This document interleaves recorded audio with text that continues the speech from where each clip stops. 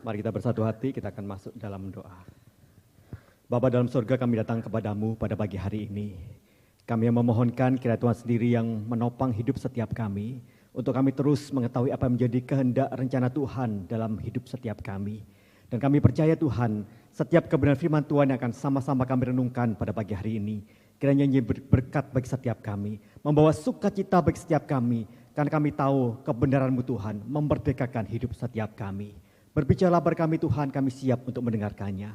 Serta juga hamba-Mu dalam segala keterbatasan yang ada, Tuhan Kau pakai menjadi alat di tangan Tuhan, menyampaikan apa yang menjadi isi hati-Mu bagi setiap kami yang hadir dalam ibadah di pagi hari ini. Agar sungguh-sungguh Tuhan, baik yang menyampaikan maupun yang mendengarkan, setiap kami, tidak satupun setiap kami terlewati untuk mendapatkan berkat-berkat rohani dari kebenaran firman-Mu. Berbicara pada kami sekali lagi Tuhan, biarlah sungguh-sungguh Engkau sendiri yang menerjemahkan setiap kebenaran firman Tuhan itu dalam hati setiap kami. Di dalam nama Tuhan Yesus Kristus kami berdoa dan kami mengucap syukur. Amin.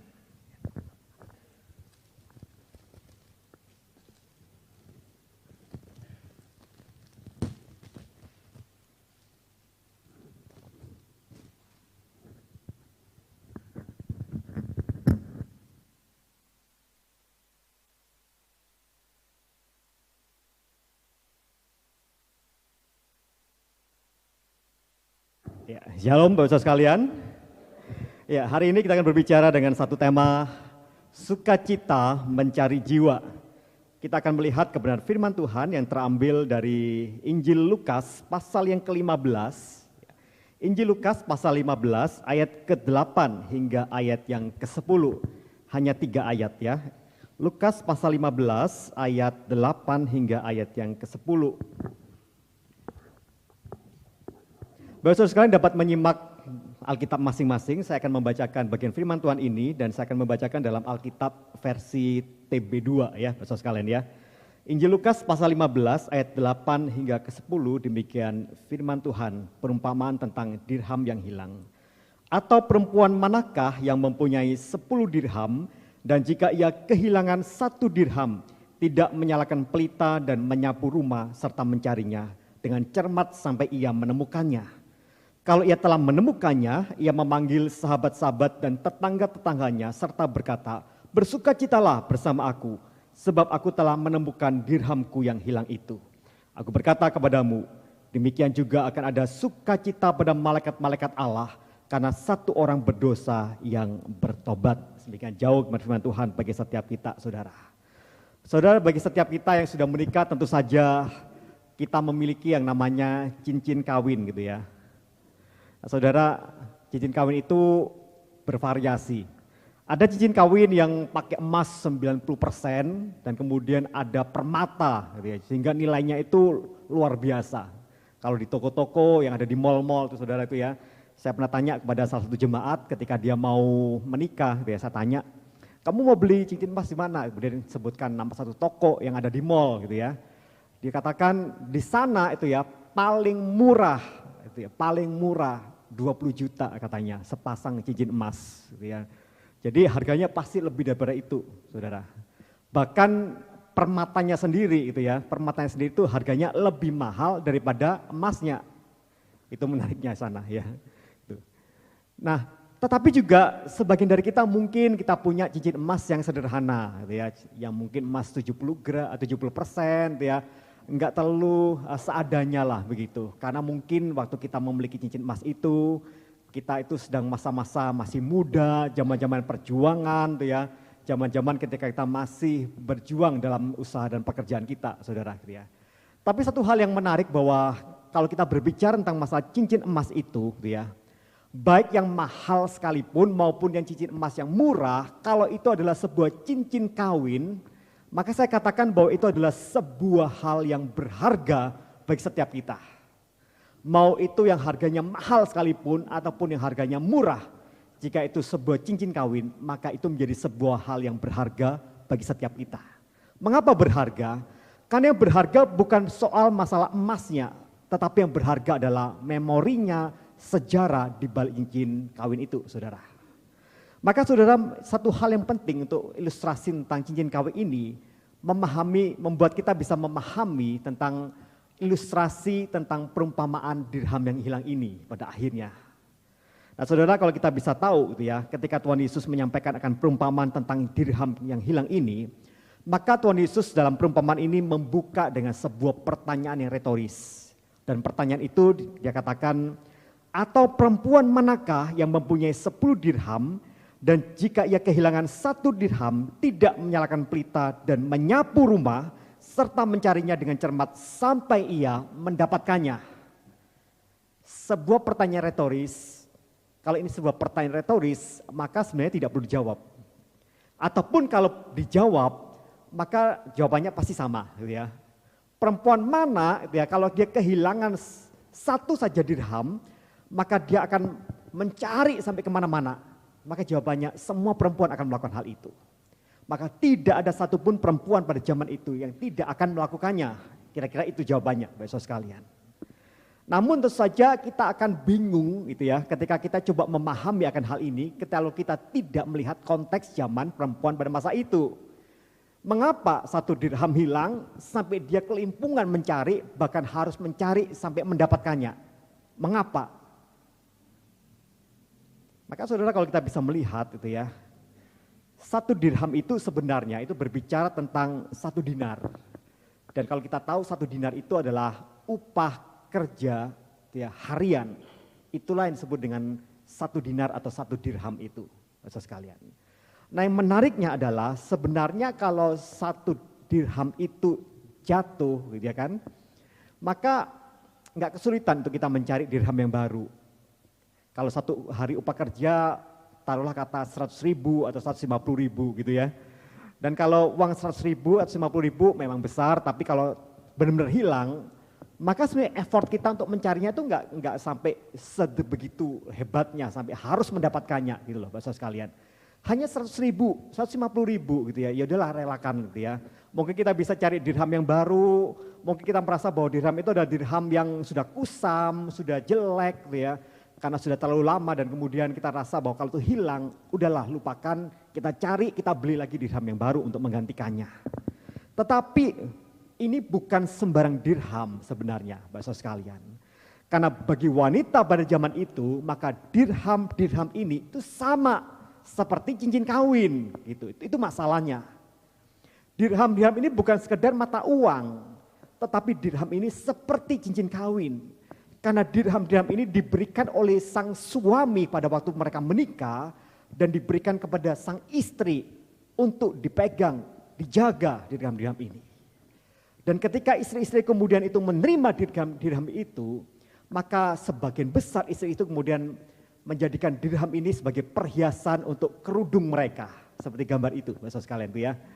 Jadi di kerudung-kerudung mereka itu dipasang dirham ya, ada yang jumlahnya 10. Kalau suaminya kaya mungkin lebih dari 10, bisa 20, bisa 30, bisa sampai 50 Bapak sekalian. Dan itu dipasang sebagai perhiasan bagi wanita-wanita yang sudah menikah itu. Itu menjadi sebuah cincin kawin bagi mereka. Menjadi sebuah peringatan, ya, sejarah, momen, ya, memori yang indah. Bagaimana wanita-wanita itu menyatakan bahwa mereka sudah menikah. Dan disitulah juga itu menjadi sebuah hal yang mereka ingin tunjukkan kepada pria-pria di luar sana. Ya. Kalau pria-pria itu melihat ada perempuan-perempuan secantik apapun itu perempuan itu, tapi perempuan itu memakai kerudung dengan dirham itu, maka perempuan itu mengatakan bahwa saya sudah tidak available lagi. Itulah dia katakan begitu ya. Jadi jangan cari saya, jangan dekatin saya karena saya sudah menikah. Dan ini buktinya, ada dirham yang saya pasang di kerudung, di mana ketika saya memakainya itu di luar sana. Nah saudara, itu menjadi satu momen di mana kalau kita tahu, maka itulah keberhargaan dirham bagi seorang perempuan. Kalau dia memiliki dirham itu, ya ketika dia pasang di kerudung-kerudungnya, maka dia ingin menyatakan bahwa ini seperti cincin kawin. Dirham ini adalah dirham yang berharga bagiku. Maka ketika 1 saja dirham itu kemudian terjatuh dan hilang, maka tentu saja sama seperti dikatakan oleh Tuhan Yesus. Perempuan mana yang tidak akan mati-matian mencari dirham yang hilang itu? Ini bukan soal masalah uang yang hilang, ini bukan soal koin yang hilang, tetapi ini berbicara tentang memori, kenangan, satu hal yang berharga yang dimiliki oleh perempuan itu. dan dia harus mencari dirham yang hilang itu. Dan itu dikatakan oleh Tuhan Yesus. Ketika seorang perempuan kehilangan dirham itu, ya. Dan saudara, kalau kita tahu pada zaman itu tentu saja berbeda, ya. Kalau zaman sekarang, kalau kita punya rumah, kita pasti pakai, ya, keramik-keramik yang putih, gitu ya, yang listrik yang mungkin yang cukup terang di rumah kita, saudara sekalian ya. Kalau kemudian ada uang koin kita jatuh, mungkin kalau kita cari gampang kita temukan. Tapi itu berbeda pada zaman itu tentu saja. Pada zaman itu rumah-rumah terdiri dari rumah, dari tanah liat, gitu kan. Kemudian juga alasnya juga tidak pakai keramik, gitu ya, tidak pakai alas yang baik, tetapi mungkin dari alas tanah biasa. Dan suasana itu saja sangat suram di dalam rumah, saudara. Maka kalau satu koin terjatuh, dia dan menggelinding kemana, entah kemana, gitu ya, maka susah ditemukan, gitu loh. Sehingga itu menyebabkan bahwa perempuan-perempuan itu kemudian pada akhirnya dia sampai harus mencari pelita, dia cari sapu, dia harus sapu di kolong-kolong di mana untuk menemukan dirham yang hilang itu. Dan itulah effort yang harus dikerjakan oleh perempuan ini. Dia harus menemukan satu dirham sekalipun yang terjatuh, karena itu berharga bagi perempuan ini. Maka saudara, kita harus tahu bahwa disitulah kita melihat bahwa semua effort untuk menemukan dirham ini menunjukkan apa? Satu hal yang penting untuk kita ketahui bersama. Bahwa dirham itu berharga di mata sang perempuan yang mencari ini. Dan Tuhan Yesus makin hari makin menunjukkan itu ketika dia sampaikan dalam perempuan ini, Bapak sekalian. Ketika dikatakan bahwa dirham itu berharga, maka keberhargaan itu kemudian ditunjukkan di ayat yang ke-9. Dikatakan kalau ia telah menemukannya, dikatakan ia memanggil sahabat-sahabat dan tetangga-tetangganya serta berkata, bersukacitalah bersama dengan aku, sebab aku telah menemukan dirhamku yang hilang itu. Saudara, kalau kita membaca sekali lagi bagian firman Tuhan ini, maka mungkin bisa kita katakan, kok kayaknya lebay banget ini ya perempuan ini gitu ya. Oke lah, ya dirham itu dicari sekuat tenaga, berharga memang, karena itu adalah seperti cincin kawin, mas kawinnya gitu ya. Tetapi kalau sudah menemukannya, ya nggak perlulah ya gembar-gembor ya keluar ya panggil sahabat-sahabatnya ya teman-teman ya semua ya itu ya saya suka cita sekali loh gitu ya, saya menemukan dirhamku yang hilang. Dan kita merasa lebay banget ini perkataan-perkataan seperti begini gitu ya. Tapi saudara, ketika saya coba memikirkan gitu ya, sebenarnya dikatakan lebay iyalah, ya berlebihan memang iya gitu ya. Tetapi saudara, saya coba memikirkan bahwa apa yang dilakukan oleh perempuan itu pada zaman sekarang bisa jadi kita juga melakukannya. Ada begitu banyak orang-orang itu bisa mengekspresikan kegembiraan itu dengan begitu luar biasa. Gitu ya. Mau perempuan, mau laki-laki sama saja, Bapak sekalian. Apalagi sekarang kita tuh ada dalam era media sosial. Kita punya Instagram, kita punya Facebook, kita punya WA, grup WA gitu ya. Grup WA ini, grup WA itu, apalagi di jemaat tuh ya, grup WA kelompok kecil, grup WA paduan suara, grup WA ini, aduh itu ya. Saya itu di gereja sudah punya grup WA hampir 40-an tuh ya, grup WA saja ya, 40 grup WA, Bapak sekalian tuh ya. Dan kadang-kadang saya juga bingung untuk membacanya tuh ya. Tapi itu yang terjadi di tengah-tengah era media sosial yang luar biasa gitu ya. Ketika kita mendapatkan sesuatu yang kita pikir itu sangat berharga, apa yang kita lakukan? Kita coba pamer bukan gitu ya. Kita pamer sukacita kita. Entah itu kita posting di Instagram, kita posting di Facebook, kita posting di status WA gitu ya. Bahkan kita foto dengan sengaja kita bagikan di grup. Sukacita yang kita rasakan. Zaman sekarang sebagai contoh lah ya dalam update, misalnya sekarang kan lagi musim war ticket ya, gitu ya. Jadi lomba-lomba dia beli tiket ya, entah war ticket yang waktu itu lagi rame itu Coldplay ya, meskipun belum masih akan mau manggung di bulan November kalau nggak salah, gitu ya. Penjualannya sudah mulai dibuka sekarang, gitu ya. Jadi namanya war ticket ya, jadi kayak perang tiket. Karena apa?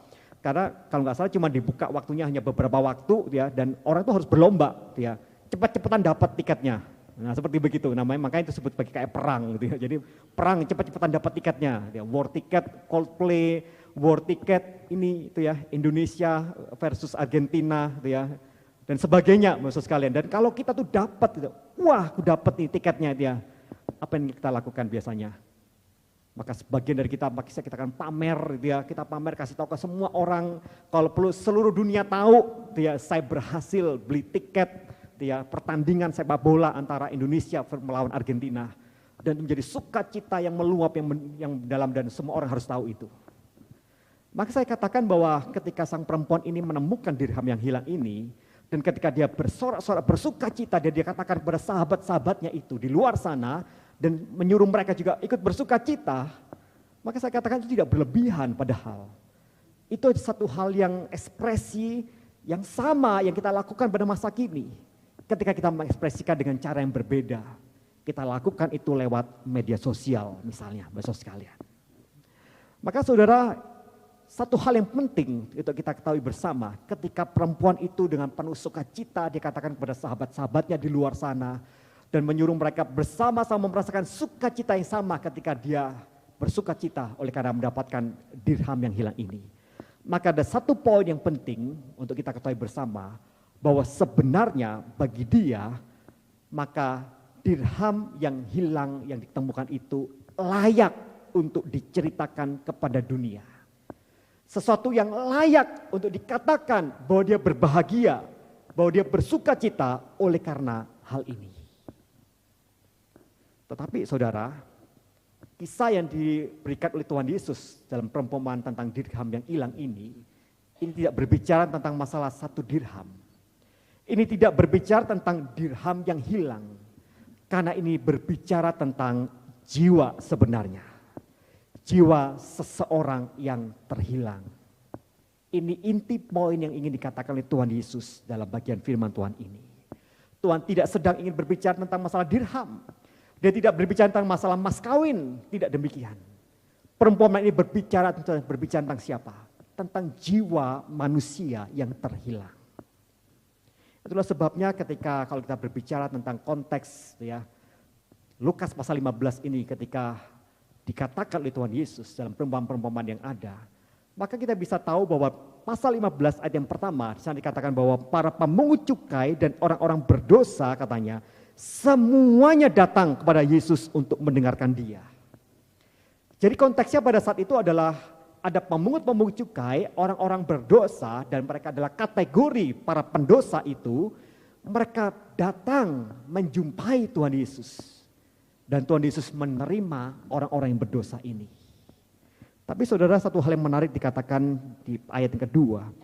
Katakan sana bahwa bersungut-sungutlah orang-orang Farisi dan ahli-ahli Taurat katanya. Orang ini menerima orang-orang berdosa dan makan bersama mereka. Saudara, ketika Tuhan Yesus bersama dengan para pemungut cukai dan orang-orang yang berdosa ini, ada respon yang diberikan oleh pihak lain yang merasa diri mereka lebih benar, merasa diri mereka lebih baik dibandingkan orang-orang mereka seperti ini. Dan mereka adalah para orang-orang Farisi dan ahli-ahli Taurat. Mereka melihat perilaku Tuhan Yesus yang datang dan menemui dan bersama-sama dengan para pemungut cukai dan orang berdosa ini. Dan mereka bersungut-sungut.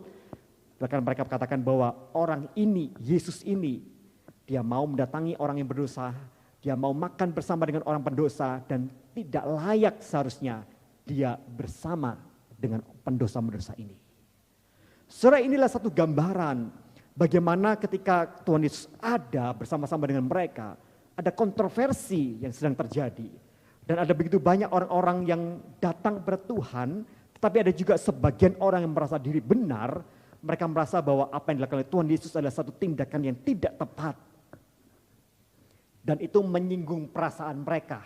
Karena mereka merasa bahwa kami orang-orang yang benar, dan kami menganggap engkau adalah guru yang baik, tapi engkau telah melakukan satu tindakan yang tidak benar di mata kami.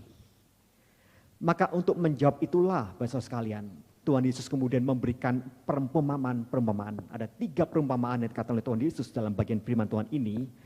Dan yang pertama itu perumpamaan tentang domba yang hilang, itu dikatakan mulai ayat yang ketiga sampai ayat yang ke-7. Dan barulah yang kedua ini, perumpamaan tentang dirham yang hilang, ayat 8 hingga ayat 10. Dan terakhir itu adalah perumpamaan tentang anak yang hilang, ayat 11 hingga ayat yang ke-32. Dan ketiga perumpamaan ini memiliki pola yang sama. Polanya apa dalam perumpamaan ini? Polanya adalah ada sesuatu yang terhilang, kemudian terus dicari atau ditunggu gitu ya.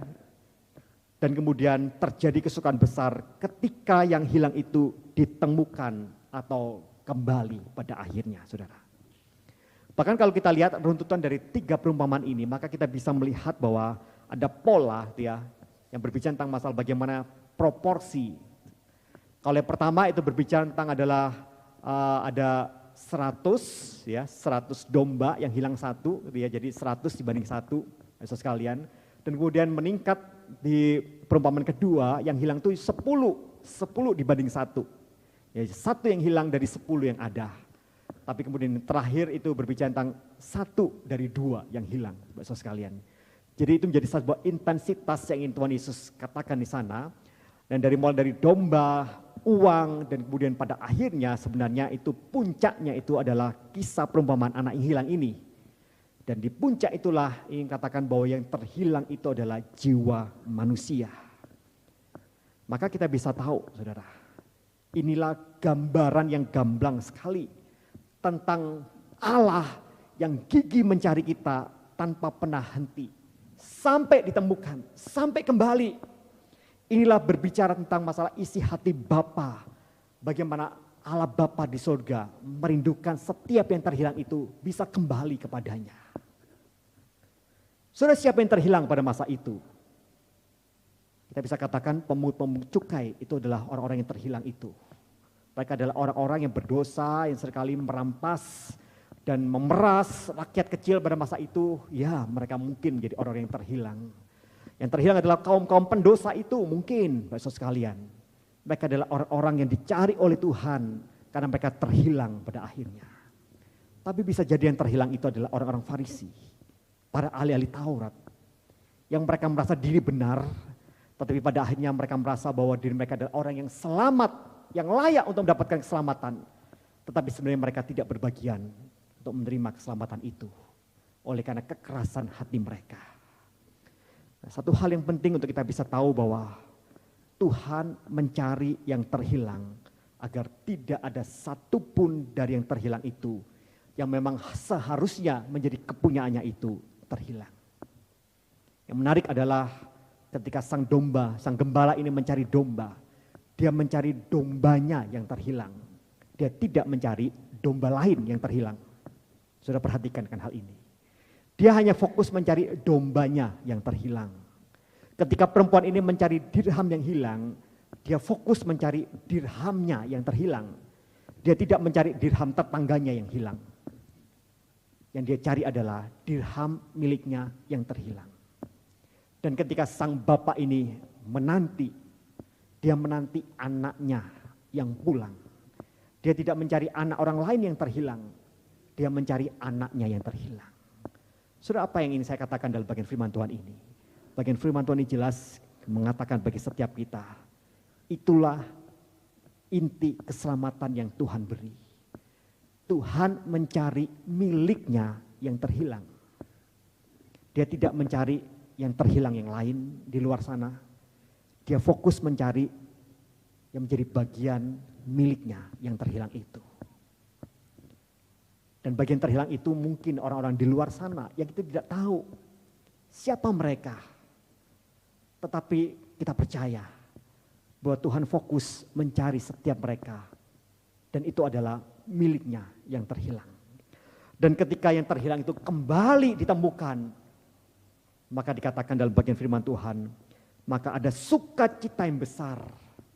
Bahkan malaikat-malaikat di sorga pun bersukacita oleh karena yang terhilang itu telah ditemukan dan kembali, saudara. So di sini tidakkah kita bisa melihat dan menangkap apa menjadi isi Bapa kita yang di sorga itu? Dan menjadi pertanyaan bagi setiap kita adalah apakah kita tuh sebagai orang-orang yang telah ditemukan kembali, yang ada bersama-sama, memiliki relasi yang benar dengan Allah Bapa di sorga itu. Apakah setiap kita juga memiliki sukacita yang sama? Sukacita yang besar. Kita mendapati ada orang-orang di luar sana yang pada akhirnya mereka yang tadinya terhilang, mereka bisa datang kembali, menerima keselamatan yang diberikan oleh Tuhan Yesus bagi setiap mereka. Atau apakah kita sama seperti orang-orang Farisi dan ahli-ahli Taurat itu? Kita bersungut-sungut karena kita merasa bahwa mereka tidak layak sebenarnya untuk menerima keselamatan itu. mereka terlalu bejat misalnya, mereka terlalu banyak berdosanya, mereka tidak layak untuk menerima keselamatan yang diberikan oleh Allah Bapa bagi mereka. Saudara, kalau kita berbicara tentang masalah anugerah Allah, maka sebenarnya anugerah Allah itu adalah satu hal yang tidak bisa kita pikirkan dengan begitu logisnya, ya, kalau kita berpikir tentang anugerah Allah. Philip Yancey, saudara sekalian, dalam bukunya What's So Amazing About Grace, ya, dia mengatakan bahwa dia sempat dihujat, gitu ya. Dia sempat dihujat karena apa? Karena dia menulis tentang artikel, ada 4 kisah di Injil itu yang sepertinya itu di luar nalar, ya, tidak masuk logika, dan kemudian dia sampaikan akan hal itu. Apa saja kisah-kisah yang disampaikan itu? Dia katakan kisah-kisah yang tidak masuk akal itu, yang tidak sesuai dengan logika itu adalah kisah yang bisa dicatat dalam Injil Lukas. Seperti tadi yang menceritakan tentang gembala yang meninggalkan 99 dombanya untuk mencari satu domba yang tersesat. Logikanya nggak nyampe. Bagaimana mungkin sang gembala ini tinggalkan 99 domba untuk mencari satu domba yang tersesat? Bagaimana kalau yang 99 ini kemudian diterkam oleh serigala? Bagaimana kalau yang 99 ini kemudian tercecer keluar kemana-mana? Bagaimana kalau yang dari 99 ini kemudian tersisa 20, 30 karena sebagian besar kemudian dicuri oleh para pencuri? Gak masuk akal. Bagaimana mungkin sang gembala ini tinggalkan 99 untuk mencari satu? Gak masuk akal. Yang kedua, dia katakan apa yang ditulis oleh Injil Yohanes. Injil Yohanes mencatat tentang apa? Maria yang menuangkan 1/2 liter parfum yang harganya setara dengan apa? Upah setahun kerja.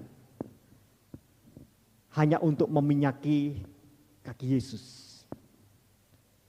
Saudara, Maria itu memecahkan buli-buli parfum yang harganya kalau kita bisa jual itu bisa katanya disampaikan oleh Yudas, ya. Dikatakan bahwa minyak seharga itu tuh bisa untuk memberi makan, ya kan, memberi santunan kepada orang-orang miskin di luar sana. Benar, saudara.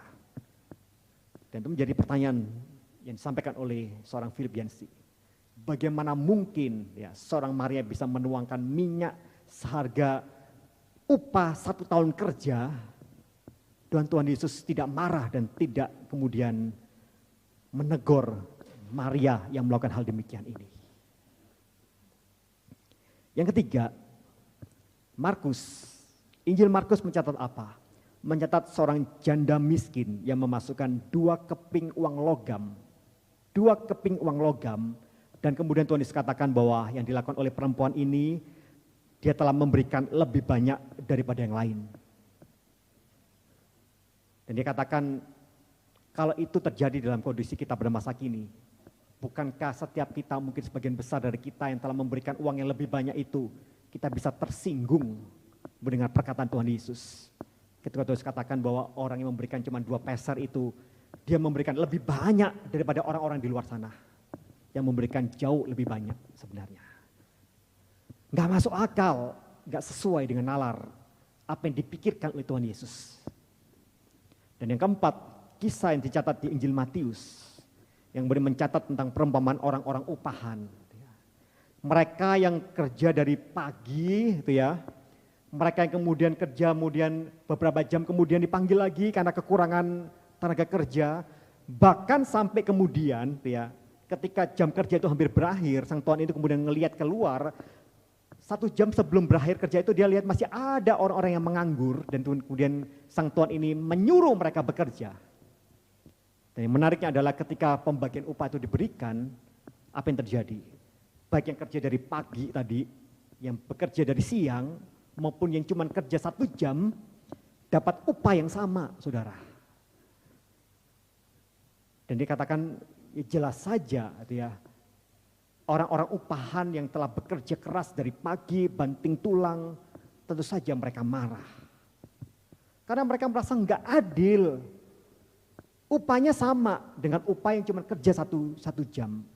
Mereka kerja 1 jam itu mungkin orang-orang yang kelas sekian gitu loh, yang sudah nggak dianggap gitu ya, mungkin menganggap mereka ada orang-orang yang lemah gitu kan, Orang-orang yang kalau disuruh kerja dari pagi mungkin mereka nggak akan efektif bekerja. Tetapi kemudian Sang Tuhan itu panggil mereka untuk kerja hanya 1 jam dan dapat upah yang sama. Dan Philip Yancey katakan jelas saja orang-orang yang lain, pekerja-pekerja lain itu kemudian mereka pada akhirnya mereka marah kepada Sang Tuhan ini. Oleh karena tindakan Sang Tuhan yang tidak masuk akal. Tapi disinilah anugerah Tuhan. Anugerah Tuhan tidak pernah masuk akal, saudara. Tuhan bekerja dalam anugerahnya itu tidak sesuai dengan apa yang kita pikirkan dalam kehidupan setiap kita. Dia berkenan menjamah sesuai dengan apa yang dia inginkan. Kalau dia ingin menjamah si A, si B, si C, maka dia lakukan itu. Meskipun secara nalar kita katakan dia terlalu berdosa Tuhan. Dia telah menipu, menilap uang masyarakat sekitar dan membuat sengsara orang.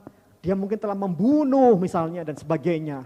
Dia telah melakukan kekejian, telah melakukan kejahatan yang luar biasa. Tapi mengapa Tuhan menjamah orang yang seperti ini? Bukankah masih ada orang-orang di luar sana yang lebih bagus, yang lebih baik, yang lebih santun, yang lebih pantas untuk diberikan keselamatan itu? Saudara, anugerah Tuhan di luar nalar pikiran kita. Dan disitulah kita harus memahami apa yang menjadi isi Bapa kita di sorga. Karena dia mencari miliknya yang terhilang itu. Dan menjadi pertanyaan bagi setiap kita adalah, apakah kita juga memiliki sukacita yang sama? Sukacita yang sama untuk mencari yang terhilang itu. Mencari milik Bapa yang terhilang itu, saudara. Ataukah kita menjadi orang-orang yang bersungut-sungut ketika kita mendapati orang-orang yang kita pikir tidak layak untuk mereka mendapatkan keselamatan itu, ternyata mereka mendapatkan anugerah keselamatan yang diberikan oleh Allah Bapa di surga itu. Saudara, saya akan menutup kisah itu, kisah hari ini dengan satu kisah yang dimiliki oleh seorang bernama Nicky Cruz. Ya. Nicky Cruz itu adalah seseorang yang kelahiran dari Puerto Rico, saudara. Ya. Sejak kecil, ya, ketika dia lahir di Puerto Rico, dia itu seringkali disiksa oleh orang tuanya. Dia disiksa oleh orang tuanya bahkan tuh ya, karena orang tuanya itu dukun sihir pada masa itu tuh ya. Sehingga kemudian membuat mamanya itu sering kesurupan ya, dan membuat kemudian melampiaskan kepada anaknya ini, kepada Nicky Cruz ini. Bahkan ketika dia masih kecil, bahkan Nicky Cruz itu pernah juga dimasukkan dalam kandang ayam ya. Karena apa? Karena dalam kondisi kesurupan itu kemudian mereka nggak tahu apa yang mereka lakukan, kemudian mereka bawa anak mereka itu dia bisa dimasukkan dalam kandang ayam dan itu membawa bekas luka yang luar biasa. Sehingga suatu hari ketika dia masih muda dan dia ada kesempatan dia bisa pindah ke New York, saudara, ke Amerika Serikat sana. Tetapi di sanalah kemudian kehidupannya semakin bejat karena di sanalah dia menjadi sosok gangster yang sangat-sangat ditakuti oleh orang-orang pada masa itu. Sosok gangster yang bengis, ya. Bahkan dia pernah berkata dalam satu analoginya, dia katakan apa? Dia katakan bahwa kota New York itu seperti hutan rimba katanya. Dan saya itu adalah apa? Binatang buas yang siap menerkam binatang-binatang lainnya agar saya dapat bertahan hidup. Jadi dia menganalogikan dirinya itu sebagai binatang buas. Dia sebagai binatang buas dan saya siap menerkam siapapun binatang-binatang lain itu agar saya dapat bertahan hidup di tengah-tengah kondisi New York yang sangat-sangat keras ini. Tapi saudara, satu hal yang luar biasa bagaimana kemudian pada akhirnya seorang Nicky Cruz, seorang yang gangster ya, yang kita pikir yang mungkin tidak mendapatkan bagian dalam keselamatan dan anugerah Tuhan itu. Tuhan jamah dia dan Tuhan pakai dia. Satu hal yang luar biasa. Dari seorang yang mengatakan diri sebagai seorang binatang buas itu. Tapi kita tahu sosok binatang yang penuh dengan kebencian itu pada akhirnya telah diubah oleh Tuhan dan dia menjadi pecinta jiwa.